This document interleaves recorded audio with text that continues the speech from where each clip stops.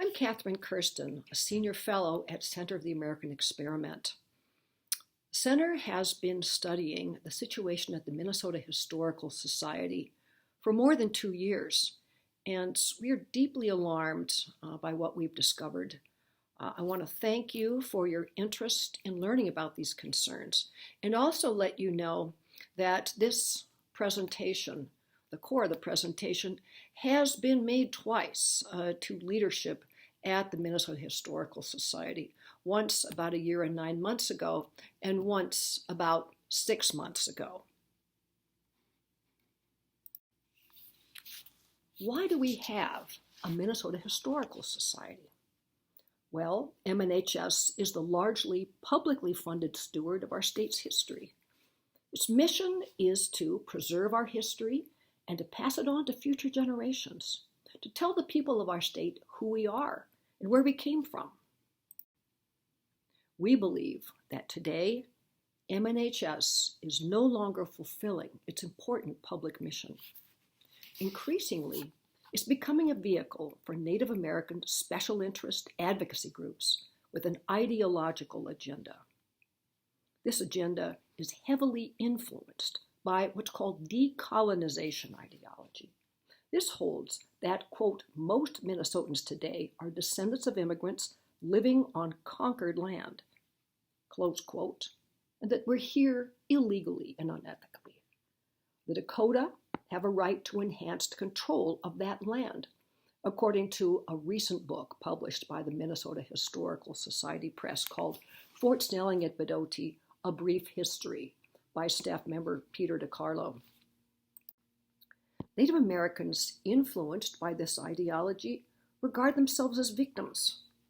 They seek payback from control of historical interpretation at MNHS to renaming and or repossessing historical sites to determining what Minnesota's K-12 students learn about history in our public schools. Under this activist influence, MNHS is increasingly promoting a simplistic, revisionist, historical narrative that paints Native Americans as good victims and Minnesota settlers as bad oppressors.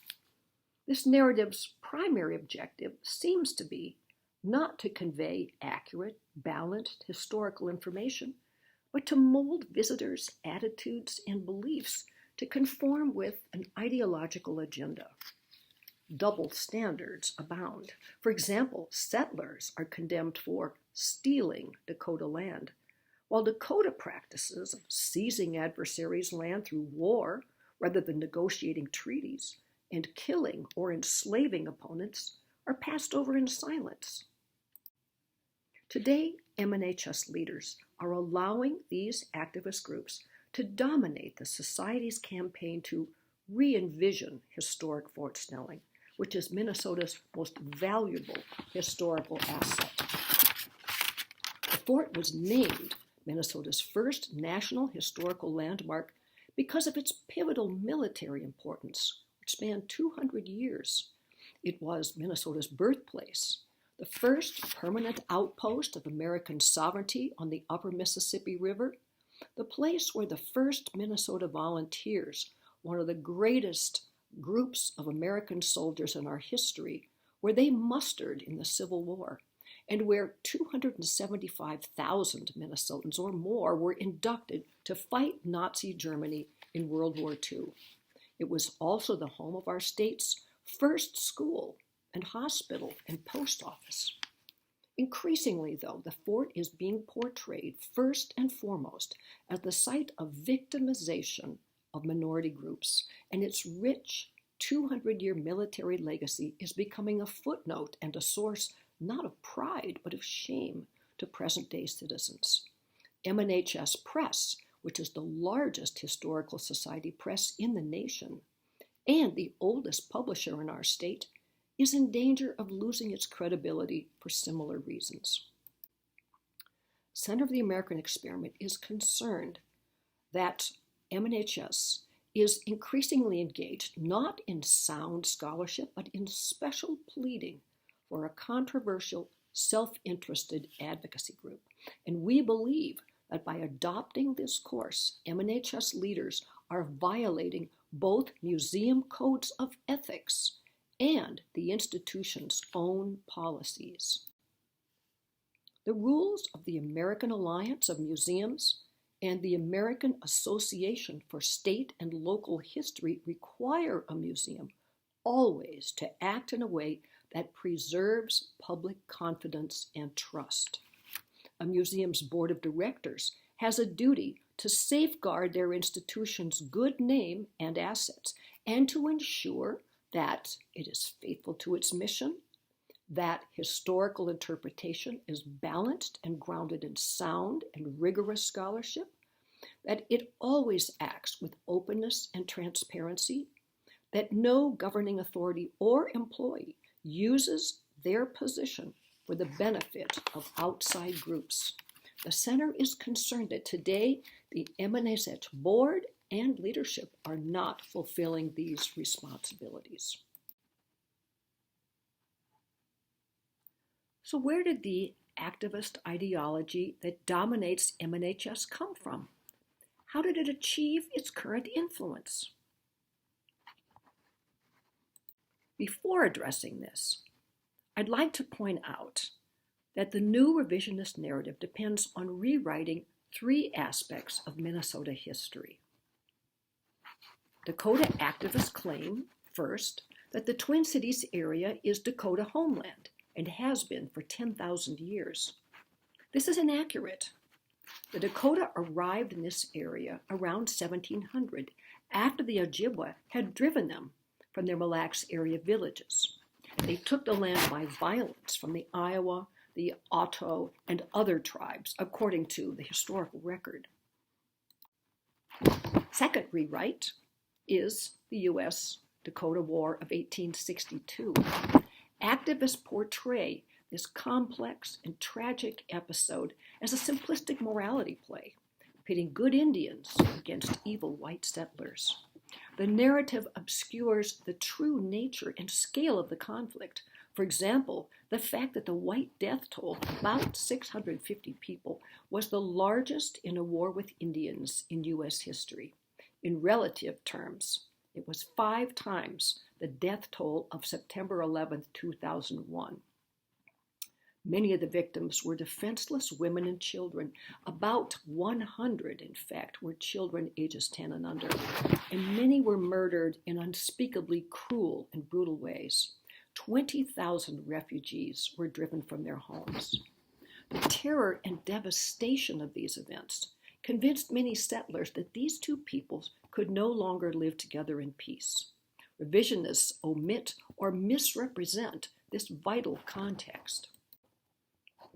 The third rewrite involves a transit camp for Dakota dependents at Fort Snelling in the war's aftermath. MNHS portrays the camp as a concentration camp, calls it an act of genocide. The opposite is true. Government authorities set the camp up to ensure the survival of the Dakota dependents, to shield them from grieving, revenge-minded settlers, and to feed them through the winter before they moved elsewhere. MNHS's revisionist narrative is inconsistent with history as documented in its own collections and publications.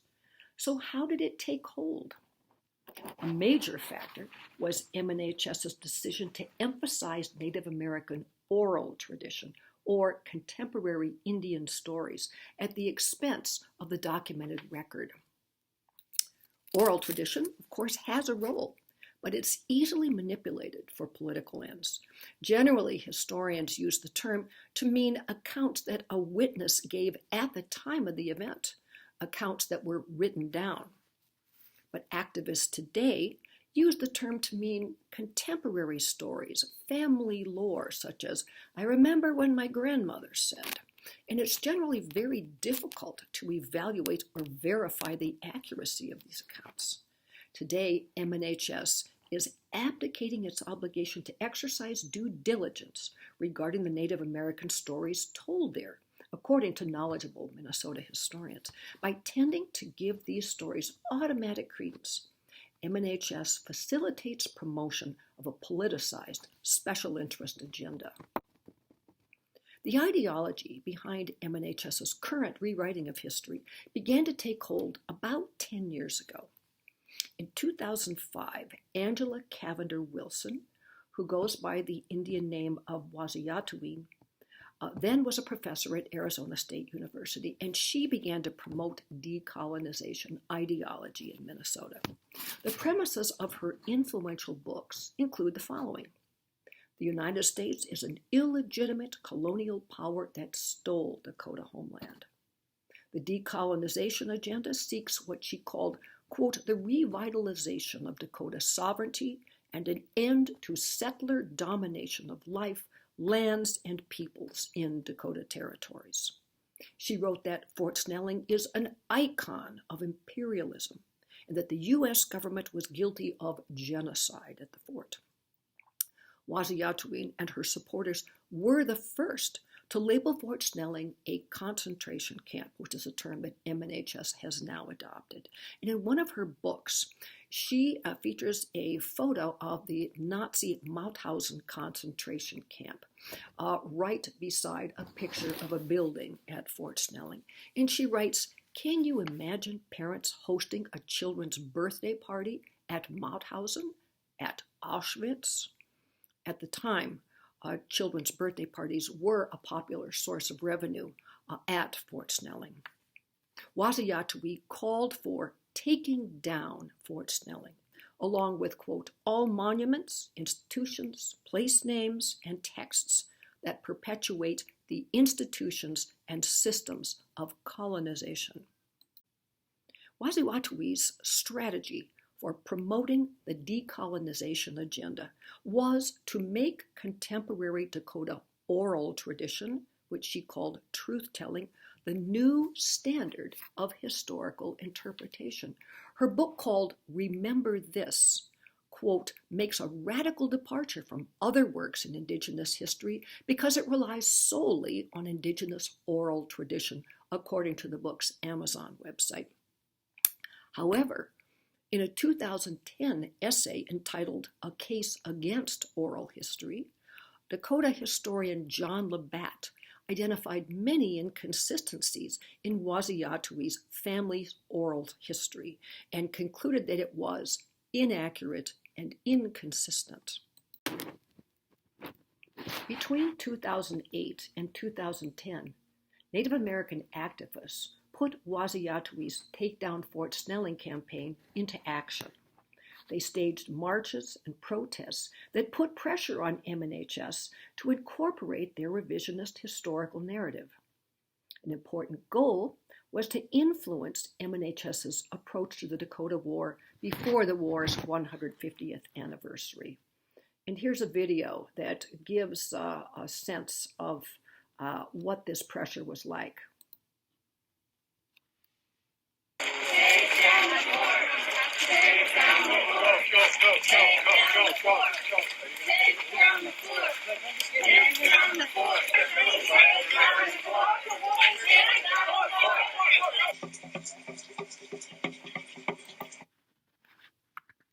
The strategy was effective, as MNHS has acknowledged itself. In 2010-11, MNHS began what it called a big shift in its historical interpretation of Fort Snelling and the Dakota War, and also in its strategic priorities. How do we know? Well, we know because MNHS published a book that made that statement. It's Peter DeCarlo's Fort Snelling at Bedoti book, and there he wrote, the demonstrators' criticisms and the work of site staff members have brought changes in focus, in vocabulary, and in message to historic Fort Snelling's program. He wrote, MNHS has used the external pressure as a catalyst for change.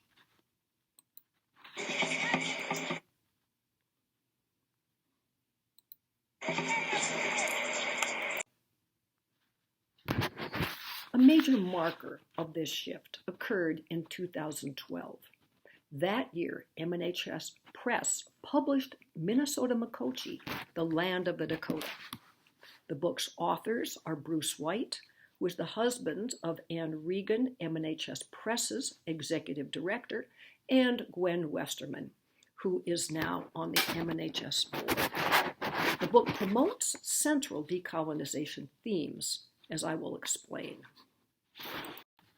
The book project did not originate with MNHS, but with an activist Dakota group. In 2007, Sid Bean, who was a longtime Dakota activist, formed a nonprofit called Two Rivers Community Development Corporation, or TRCDC. Its mission was to, quote, reclaim Dakota land. Two Rivers, by the way, refers to the confluence of the Minnesota and Mississippi rivers, that is, the Fort Snelling area. Now, Bean is not a historian, but a professional political organizer. He's the first Native American to train at Saul Alinsky's Chicago-based Industrial Areas Foundation. In the year 2009, he told the Twin Cities Daily Planet that Alinsky's rules for radicals had inspired and attracted him to IAF. Alinsky's organizing strategies include the following, and I'll point out here that the words accuracy and trust and transparency were not in Alinsky's vocabulary. His strategies were that an organizer must stir up dissatisfaction and discontent, that before men can act, an issue must be polarized, that the ethics of means and ends is that in war, the end justifies almost any means, and that the most effective way to achieve revolution is to work inside the system. TRCDC's objective was not historical scholarship, but political advocacy.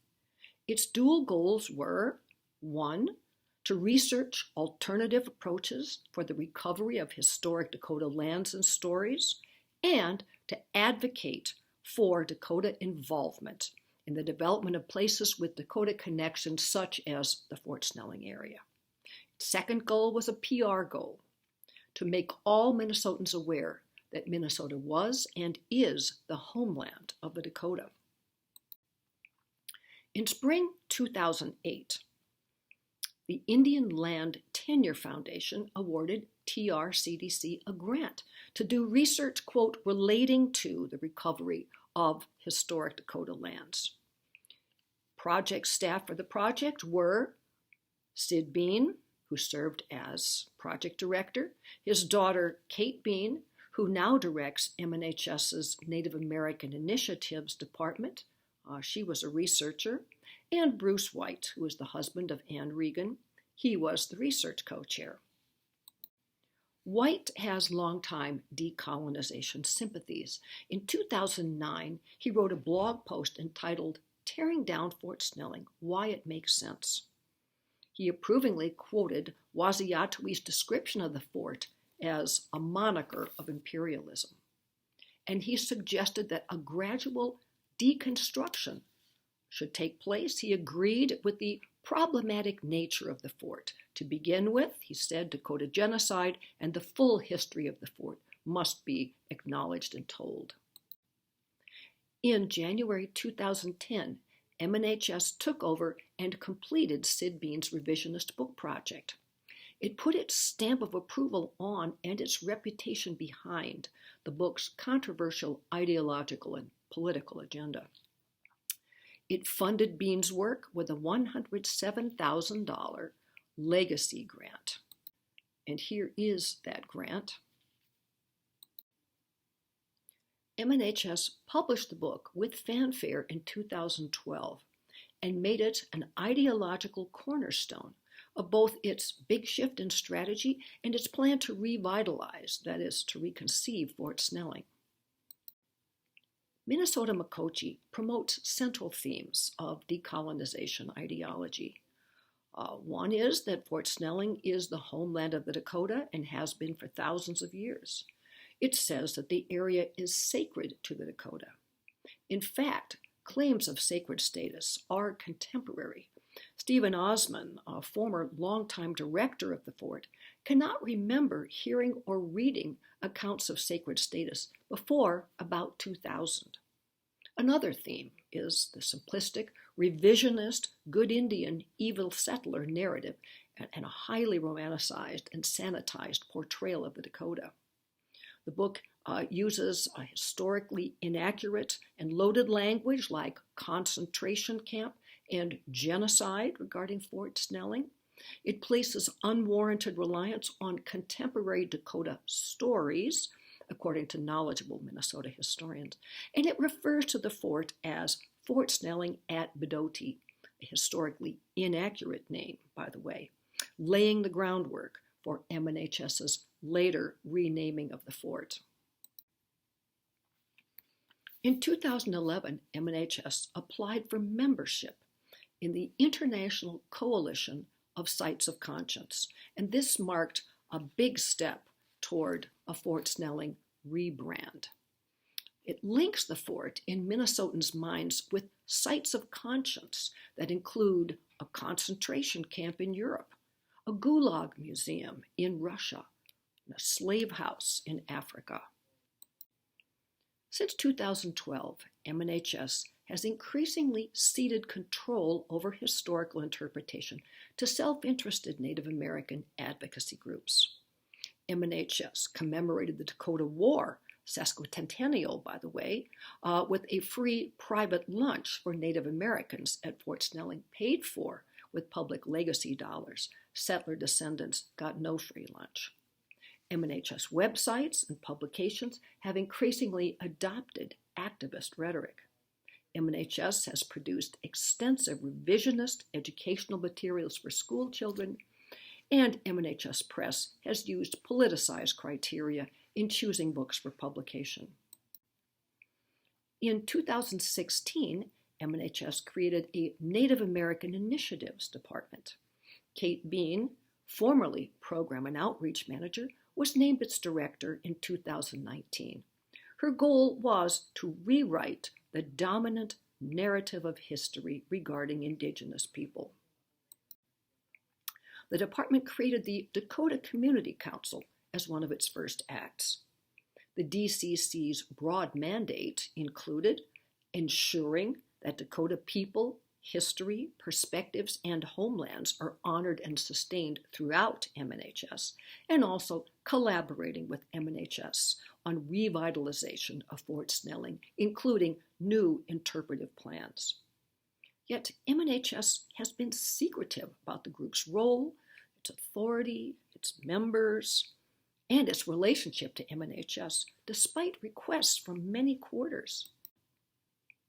In 2020, after pressure from Center for the American Experiment, Kent Whitworth, who's the director and CEO of MNHS, added the DCC members' names to the Fort Snelling Revitalization website.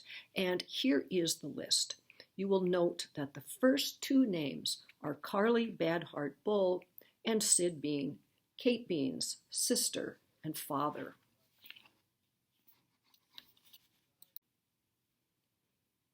In 2017, MNHS Press published Fort Snelling at Bedotee, A Short History, by staff member Peter DiCarlo. The book was not a work of scholarship, but a polemical tract. It purports to be a history of the fort. It's a very short book, but it devotes 64 pages to Dakota-related topics, only about 1 page to the Civil War, and 2 pages each to World Wars I and II. And here are typical quotes. The book starts with 6 featured quotes. Here's one from Amber Annis, who is Program and Outreach Manager for MNHS Native American Initiatives. She says, "The first thing that people should know when they enter that space," that's Fort Snelling, "is that this is Dakota land. Despair," she writes, "a horrible story." Here's another opening comment from Jeff Borum, Program Manager at the fort. He says, "I sometimes go in circles on the ethical dilemmas.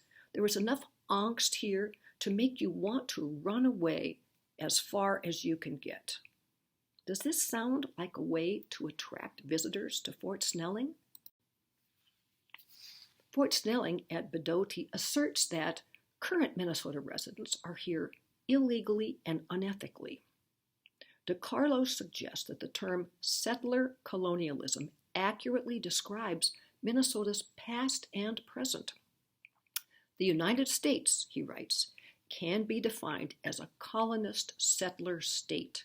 He writes as if the Louisiana Purchase never happened. European Americans, he says, took land that native people had occupied for millennia, displaced order with chaos, and brought waves of displacement and violence. Now, this is an astounding misrepresentation. In fact, intertribal warfare was a hallmark of Indian life before settlement. Between 1820 and 1831, the U.S. government sponsored more than 200 peace councils between the feuding Dakota and Ojibwa in the Fort Snelling area. But despite this book's many flaws, MNHS used it as a primary source for its website's account of the U.S. Dakota War. In 2017, MNHS erected new signs at Fort Snelling, describing it as Historic Fort Snelling at Bedotee. This appeared to officially brand the fort as rightfully Dakota land, advancing a central decolonization agenda item. Lack of transparency characterized the entire process. By law, only the legislature can change the fort's name. MNHS's apparent unauthorized attempt to circumvent the law led the legislature to threaten to withhold funding, and it brought MNHS into public disrepute. In 2019, MNHS unaccountably changed course and announced it would take public input on requesting a name change. But promotional materials suggest that MNHS leaders are committed to renaming the fort as Dakota land. MNHS says it is merely telling all the stories. In fact, it is not only telling misleading and politically driven stories, it is omitting facts that provide context vital to understanding our state's history accurately. For example, Decolonization Ideology's central claim is that Minnesota is stolen land, the land of the Dakota, and that justice requires giving it back. This false claim ignores the fact that starting in 1946, the U.S. government meticulously addressed land-related and other grievances through a decades-long process involving an Indian Claims Commission established by Congress. The U.S. government paid for Dakota bands millions of dollars in numerous payments, some of them lasting well into the 21st century, and in accepting the final judgments when payment began in 1967, the Dakota agreed that this would dispose of all rights and bar future claims. It's really unconscionable that MNHS allows statements by its staff and publications today that suggest that this comprehensive process never happened.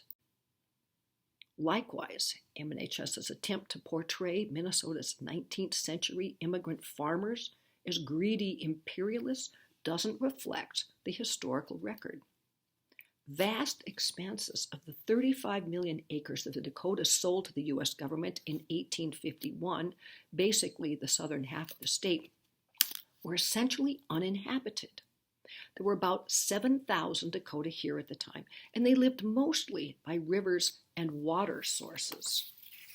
That is a population density of 8.4 square miles per individual Dakota, or about 34 square miles per Dakota household of 4. That's a lot of vacant territory for such a sparse population to claim and hold. Today, activist influence dominates many Native American-related exhibits, programs, and publications at MNHS. This includes the new permanent exhibit called Our Home, Native Minnesota. It was co-curated by Kate Bean and reflects her agenda.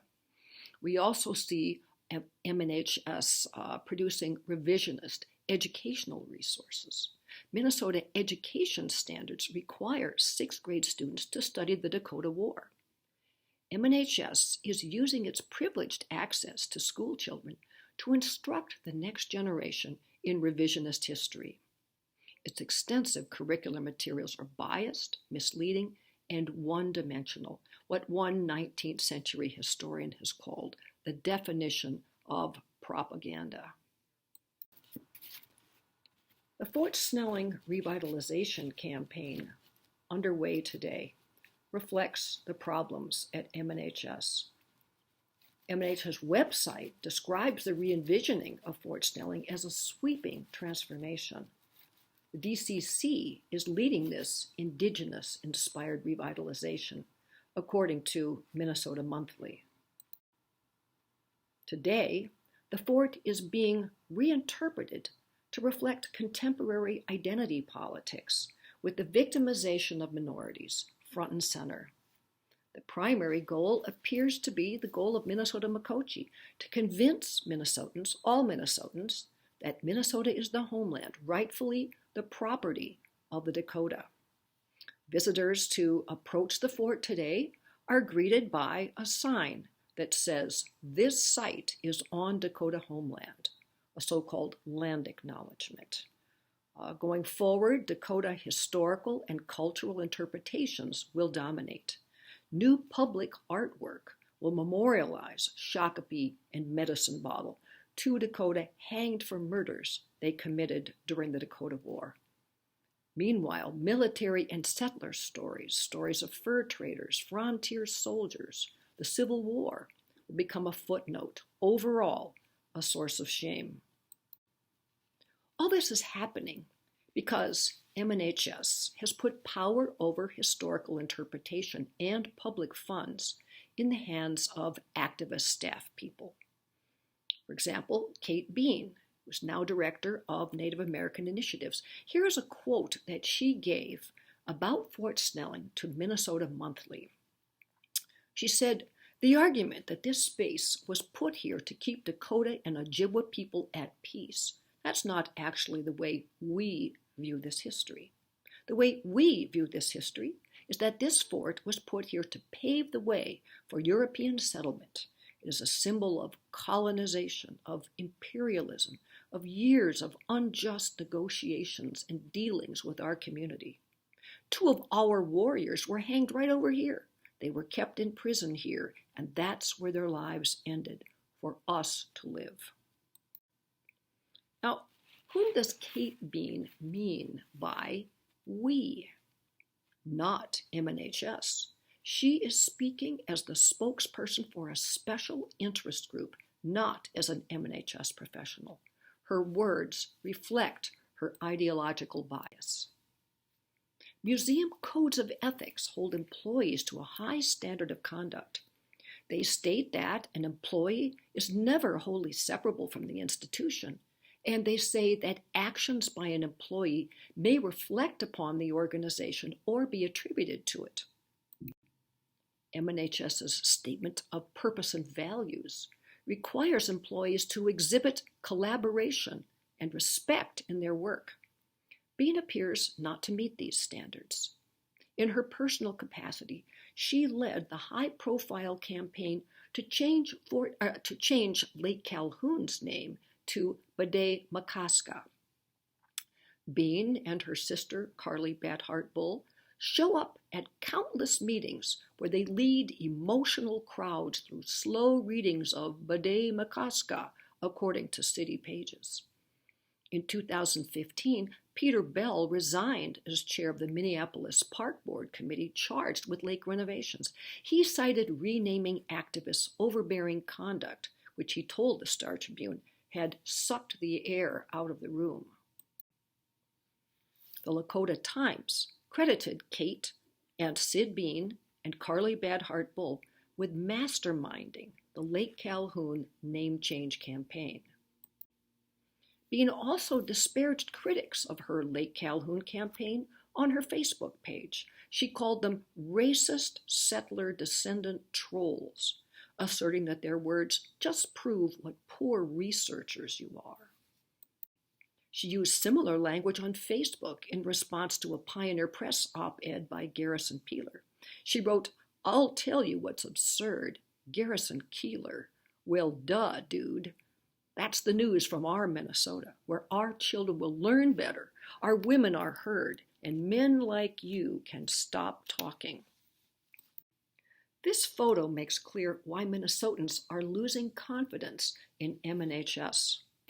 Kate Bean posted this photo of Ben Gessner, who's a curator of MNHS Native American collections, in October 2018, when Gessner and Kate Bean, likely other MNHS employees as well, protested the Redskins football team's name. You'll see his sign says, "Trivialization of American Indian history is continuing genocide." Now, Gessner is equating disagreements over historical interpretation, which is an everyday aspect of museum work, with genocide, which is an abhorrent crime against humanity. This mindset is fundamentally incompatible with the mission of a historical society. Words like genocide have become political weapons to advance an activist campaign.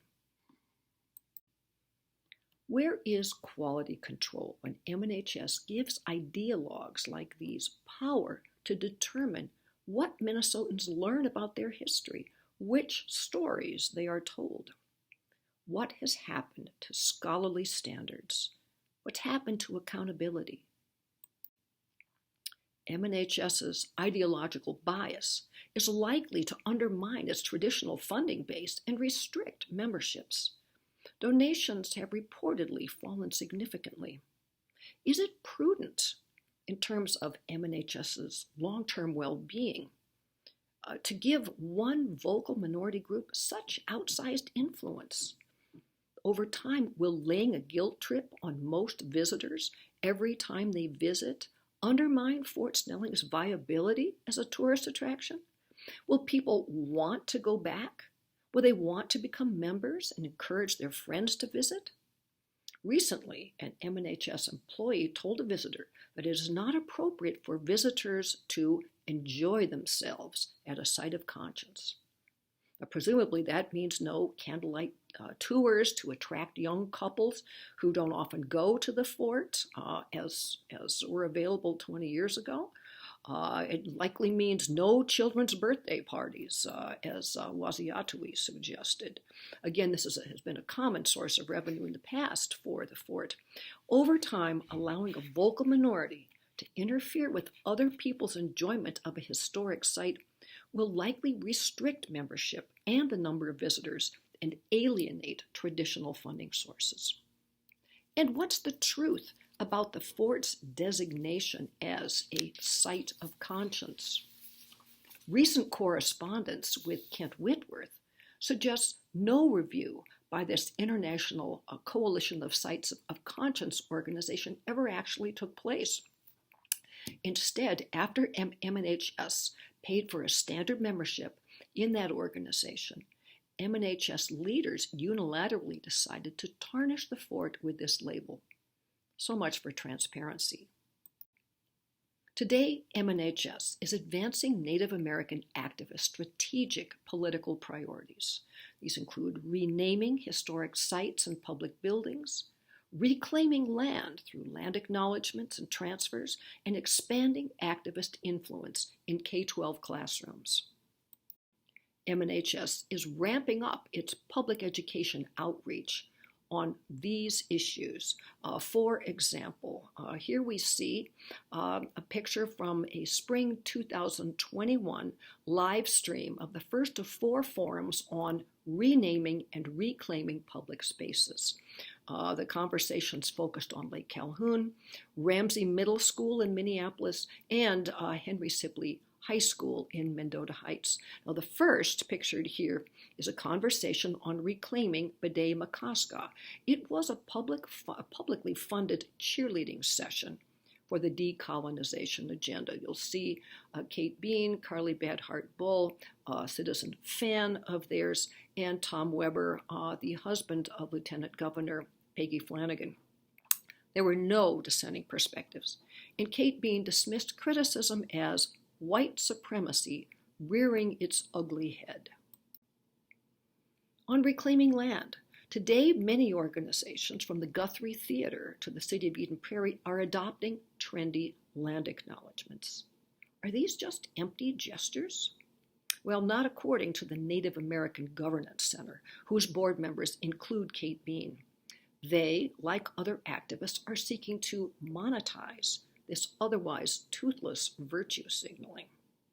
The Governance Center's Land Acknowledgement Guide advocates reparations, voluntary land taxes, as they say, quote, "You're already on stolen land, you might as well pay rent," and of course, land transfers to tribes.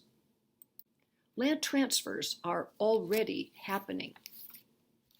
In February 2021, MNHS transferred 114 acres of the Lower Sioux Agency land to the Lower Sioux Indian community. This, by the way, is where the Dakota War started, where the first blood was shed. Lower Sioux President Robert Larson told the Star Tribune, "This isn't the end. We hope that this is just a kickstart to showing people that it can be done." Now notice the banner in front of which MNHS is officially transferring the land in the picture. What is Land Back? That's the name on the banner. Well, Land Back is a militant Native American group that seeks closure of Mount Rushmore and the return of all public lands in the Black Hills. Land Back describes this as the cornerstone battle from which to build out the campaign to dismantle white supremacy and colonization. And its campaign demands include defunding police, defunding the military-industrial complex, the Border Patrol, ICE, and similar initiatives. This is the sign that was behind the MNHS transfer of land and the people involved with that. What should concern Minnesotans most of all, though, is that the ideas behind decolonization ideology are now being incorporated into Minnesota's K-12 classrooms. In its 2021 proposed new social studies standards, the Minnesota Department of Education lists MNHS as a collaborator and a resource. The proposed standards rewrite history to erase the legacy of Minnesota's 19th century settlers. They use words like indigenous and tribal more than 200 times. The words Norwegian, Swedish, Irish, and German simply don't appear. The new proposed standards aggressively highlight decolonization ideology and activist Native American political priorities, and they prepare students to support them as voting adults. These include land transfers and reparations, name changing, and the political activism required to make these things happen. Students will be taught to, quote, center indigenous voices. In other words, white students will be encouraged to feel guilt about the alleged conduct of white people 150 years ago, but Native American students will not be held responsible for their ancestors' often brutal actions. Here are a few sample draft benchmarks. You'll see that when elementary students learn American states and capitals, they must recognize indigenous lands on which these places were built. The standards teach that names of historic sites and public buildings can and should be changed to reflect Native American activist demands. And students will be required to take action to affect policy. Now, here's the message that all of this will drum into kids' heads. You don't understand justice. You come from such unjust people. You might as well hand over to other people, to victims, decisions about what justice requires. In fact, that's the moral thing to do. MNHS exists to serve all the people of Minnesota. In the 2017 census, there were about 6,000 Dakota Indians in our state. There were about 37,000 Ojibwa and about 5.5 million other Minnesotans. Why is MNHS given such outsized influence to a tiny, vocal, activist Dakota group? There's reason to believe that a majority of Dakota do not support their extreme agenda. In 2010, for example, a group of Dakota elders stated publicly that the majority of Dakota reject Waziatui's decolonization agenda and tactics. No other demographic group has unfettered access to control over the narrative about its group history. This is the tail wagging the dog. MNHS should operate responsibly, accountably, and transparently. Historical revisionists justified changes there in the name of truth-telling. Well, let's talk about truth. On Native American-related topics, MNHS is not telling all the stories as it claims. It is primarily selecting stories that support a false and self-serving narrative. The legislature must rein them in and carefully scrutinize future funding requests. Finally, at the center, we believe that what is happening at MNHS is not history. It is evangelism that promotes an ideologically driven rewriting of history. It casts Indians as victims, encouraging them to feel resentment and entitlement, and people of European extraction as oppressors, encouraging them to feel guilt and shame. The danger is that as this new narrative is repeated and promoted with millions of dollars in public funding, it will become accepted as truth.